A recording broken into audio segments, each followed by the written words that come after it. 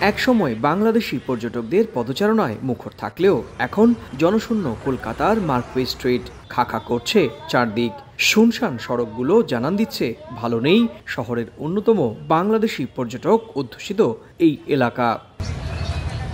দোকানপাট খোলা থাকলেও নেই বাংলাদেশি পর্যটক। অল্প সংখ্যক বাংলাদেশিকে দেখা গেলেও তারা এসেছেন চিকিৎসার প্রয়োজনে।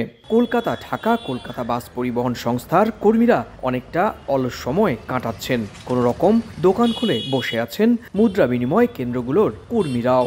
লাস্ট জুলাইতে ভিসা পেয়েছিলাম, এরপরে তো আর যোগাযোগ করিনি, জানিনি। এখন পর্যন্ত অনেকে পায় নাই, এখন ভবিষ্যতের কথা বলা যাচ্ছে না। এই অবস্থা চলতে থাকলে সদর স্ট্রিট, রফিয়া মেদকিদা স্ট্রিট, ফ্রি স্কুল স্ট্রিট এবং মার্কুই স্ট্রিটের বহু ব্যবসা প্রতিষ্ঠান শিগগিরই বন্ধ হওয়ার আশঙ্কা করা হচ্ছে।